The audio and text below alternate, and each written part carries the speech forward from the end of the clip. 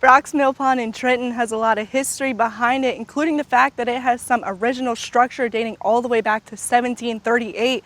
In the early 1900s, it was also the only source of electricity here in Trenton. We spoke with one of the generational owners, so let's learn some history. We think it was found around 1738. There's a reference to a deed in New Bern, which used to be part of this area, in 1738 at a mill pond here by a lot. But we have a deed of reference from 1700 in 69 that actually deeded from a mill pond to one customer to another. The mill has been in existence ever since then. It's had various owners, Brogdons, the Hatches, and then my grandfather bought it in 1899, he and William Henry Hammond. Then he bought William Henry Hammond out in 1900, and it's been in the Brock family ever since 1900 until we deeded it to the state in 2004. But my grandfather started with an old mill that was here. It was a 3-story mill, and it actually sat out over the dam, and the dam was a wooden dam and had a water wheel underneath that. And he had a sawmill in the southern portion of the mill, a cotton gin out to the right of us here, and then of course the grist mill that's here. And now these mills, and with the framework around them, were made in the early 1800s, so, and they still function.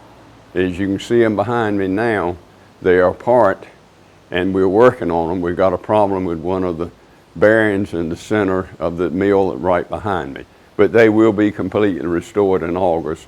We have some help coming that we can get those bearings put in. Now this mill will be run on electricity because after the mill washed out, we had to stop up the bottom of the turbine to support the building. My grandfather died, and my aunts built the building you see here in '44 and built the dam. Everything was made on site, and it's been in continuous operation until 1964 when it ceased to operate, and it's due to the hammer mills. Hammer mills are so much more efficient than water ground stones. They produce 8 to 10 times more per hour than one of these will. So the cost of operation pushed the family out. But they used to, in the beginning, the system was mainly a barter system. You brought corn in, the miller took out a toll of your corn, which was about 1 quart for every peck, which is not quite a half a bushel. And that was his fee for grinding, because people in those days didn't have any money and they had to rely on the barter system.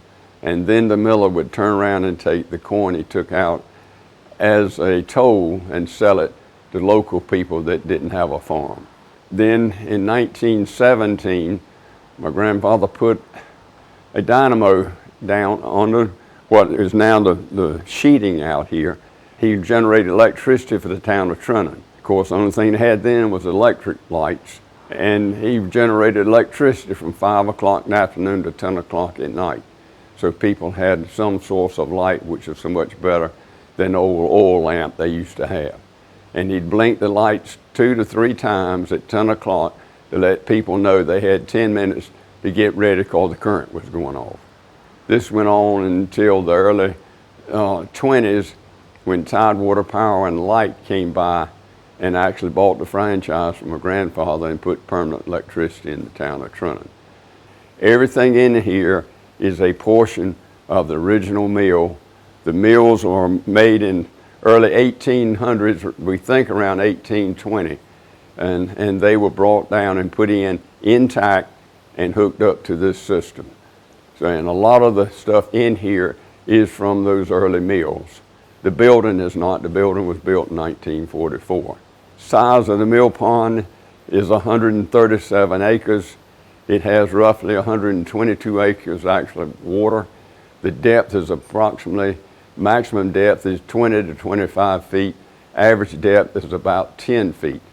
So up in the pond, but out right off the dam, it's over 20 feet, which gives the pressure they need to use turbines. Wildlife on the pond is all grades: ducks, geese, turtles, snakes, turkeys, wild, deer, bear. It has it all up the pond. There are islands in the pond, and this wildlife lives on those islands. They're not large islands, they're real small, but it does provide a wide diversity of wildlife. The county actually owns the system now, and they have a Brock Mill support system that actually sort of manages and advises the county commissioners what they need to do. But it is open to the public, and the building, and we actually grind meal twice a year, Heritage Festival, and a lot of times during the Trenton Christmas parade. So, and then in the spring, we have had sort of a spring festival that we open and grind meal. So it's open 2 to 3 times a year as far as grinding meal, and we open it on special occasions for certain things and let people see inside the meal and hear the history of the meal.